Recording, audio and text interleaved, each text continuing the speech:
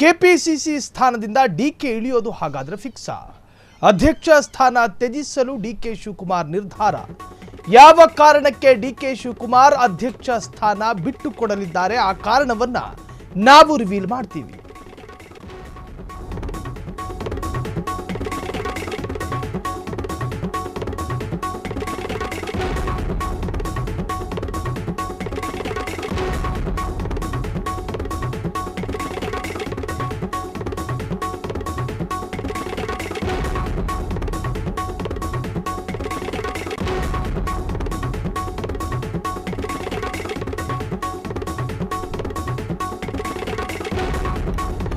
KPCC ಸ್ಥಾನ ಬದಲಾವಣೆಯ ಬಗ್ಗೆ ನಿರಂತರವಾಗಿ ಚರ್ಚೆ ನಡೀತಾ ಇತ್ತು. ಕೆಪಿಸಿಸಿ ಸ್ಥಾನದ ಮೇಲೆ ಸತೀಶ್ ಜಾರಕಿಹೊಳಿ ಕಣ್ಣು ಹಿಡ್ಕೊಂಡು ಕೂತಿದ್ರು. ಆದರೆ ಕೆಪಿಸಿಸಿ ಸ್ಥಾನವನ್ನ ಬಿಟ್ಟು ಕೊಡೋದ್ರಲ್ಲಿ ಡಿಕೆ ಶಿವಕುಮಾರ್ ಹಿಂದೇಟು ಹಾಕ್ತಾ ಇದ್ರು. ಎಐಸಿಸಿ ಅಧ್ಯಕ್ಷರು ಎಲ್ಲ ರಾಜ್ಯಾಧ್ಯಕ್ಷರ ಬದಲಾವಣೆ ಖಂಡಿತ ಆಗುತ್ತೆ, ಕರ್ನಾಟಕದ ಕೆಪಿಸಿಸಿ ಸ್ಥಾನದಲ್ಲೂ ಕೂಡ ಬದಲಾವಣೆ ತರ್ತೀವಿ ಅಂತ ಹೇಳಿದ್ರು.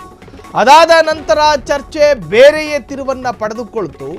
ಇನ್ನೇನು ಕೆಪಿಸಿಸಿ ಸ್ಥಾನದಿಂದ ಡಿಕೆ ಶಿವಕುಮಾರ್ ಕೆಳಗಿಳಿಬೇಕು ಅನ್ನೋ ಅಷ್ಟರಲ್ಲಿ ಡಿಕೆನೇ ಮುಂದುವರಿತಾರೆ ಎನ್ನುವಂಥ ಚರ್ಚೆಗಳು ಶುರುವಾಗಿತ್ತು. ಆದರೆ ಹಂತವಾಗಿ ಡಿಕೆ ಶಿವಕುಮಾರ್ ಅವರಿಗೂ ಕೂಡ ಗೊತ್ತಾಯಿತೇನೋ ಕೆಪಿಸಿಸಿ ಬದಲಾವಣೆ ಖಂಡಿತವಾಗ್ಲೂ ಆಗುತ್ತೆ ಅನ್ನೋ ಕಾರಣಕ್ಕೆ ಡಿಕೆ ಶಿವಕುಮಾರ್ ಒಂದು ರೀತಿಯ ಬೇರೆಯೇ ಹಠಕ್ಕೆ ಬಿದ್ದರು. ಬಿಜೆಪಿ ಬೆಂಬಲಿತನಾಗಿ ನಿಲ್ಲೋ ರೀತಿಯ ವರ್ತನೆಗಳು ಅವರಲ್ಲಿ ಕಾಣಿಸ್ಕೋತು. ಜೊತೆಗೆ ಅಮಿತ್ ಶಾ ಜೊತೆ ವೇದಿಕೆಯನ್ನು ಹಂಚಿಕೊಂಡಂತಹದ್ದು.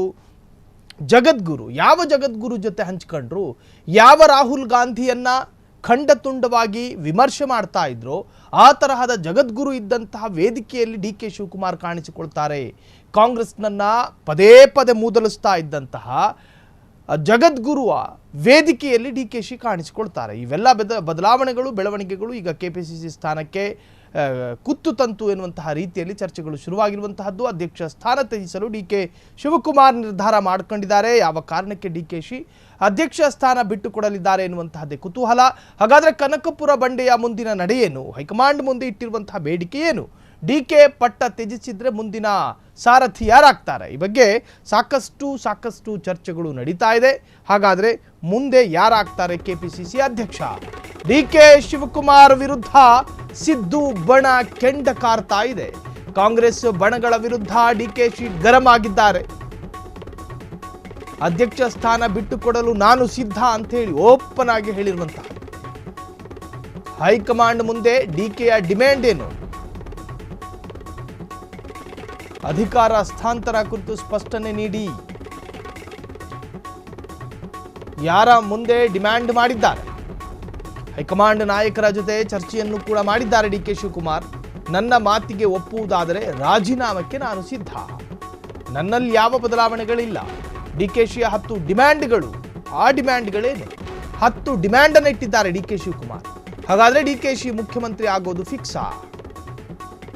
ಡಿ ಕೆ ಶಿ ವಿರುದ್ಧ ಸಿದ್ದು ಬಣ ಕೆಂಡ. ಆರಂಭದಲ್ಲಿ ಪವರ್ ಶೇರಿಂಗ್, ಅಧಿಕಾರ ಹಂಚಿಕೆ ವಿಚಾರವಾಗಿ ಮೊದಲು ಸುಳಿವು ಕೊಟ್ಟಿದ್ದೆ ಡಿ ಕೆ ಶಿವಕುಮಾರ್. ಈಗ ಕಾಂಗ್ರೆಸ್ ಬಣಗಳ ವಿರುದ್ಧ ಡಿ ಕೆ ಶಿವಕುಮಾರ್ ಆಕ್ರೋಶಗಳನ್ನು ವ್ಯಕ್ತಪಡಿಸ್ತಾ ಇದ್ದಾರೆ. ಅಧ್ಯಕ್ಷ ಸ್ಥಾನವನ್ನ ನಾನು ಬಿಟ್ಟುಕೊಡ್ತೀನಿ, ಆದರೆ ನನಗೂ ಕೂಡ ಒಂದಷ್ಟು ಬೇಡಿಕೆಗಳಿದ್ದಾವೆ. ಹಾಗಾದ್ರೆ ಆ 10 ಡಿಮ್ಯಾಂಡ್ಗಳೇನು? ಕಾಂಗ್ರೆಸ್ನ ಹೈಕಮಾಂಡ್ ನಾಯಕರ ಜೊತೆ ಚರ್ಚೆ ಮಾಡಿದಂತಹ ಡಿ ಕೆ ಶಿವಕುಮಾರ್, ನಾನು ಬಿಟ್ಕೊಡ್ತೀನಿ, ನಾನು ಕೆಪಿಸಿಸಿ ಸ್ಥಾನದಲ್ಲೇ ಏನು ಜಾಂಡ ಊರೋದಿಲ್ಲ, ನಾನು ಸ್ಥಾನವನ್ನು ಬಿಟ್ಕೊಡ್ತೀನಿ ಹೈಕಮಾಂಡ್ ನಾಯಕರು ಹೇಳಿದ್ರೆ. ಆದರೆ ನನಗೂ ಕೂಡ 10 ಬೇಡಿಕೆಗಳಿದ್ದಾವೆ. ಆರಂಭದಲ್ಲಿ ಅರ್ಧ ವರ್ಷ ಅಂದರೆ 2.5 ವರ್ಷ ಸಿದ್ದರಾಮಯ್ಯ, 2.5 ವರ್ಷ ಡಿ ಕೆ ಶಿವಕುಮಾರ್ ಅಂಥೇಳಿ ಅಧಿಕಾರ ಹಂಚಿಕೆಯ ಪ್ರಸ್ತಾಪ ಆಗಿತ್ತು. ಆದರೆ ಆ ಬಗ್ಗೆ ಯಾರೂ ಕೂಡ ಮಾತನಾಡ್ತಾ ಇಲ್ಲ. ಸಿದ್ದರಾಮಯ್ಯನವರೇ ಮುಂದುವರಿಬೇಕು ಎನ್ನುವಂತಹ ಇರಾದೆಗೆ ಕಾಂಗ್ರೆಸ್ನ ಹೈಕಮಾಂಡ್ ನಿಂತಿದ್ದಾರೋ ಗೊತ್ತಿಲ್ಲ. ಡಿ ಕೆ ಶಿವಕುಮಾರ್ ಒಂದಷ್ಟು ಬೇಡಿಕೆಗಳನ್ನು ಇಟ್ಟಿದ್ದಾರೆ.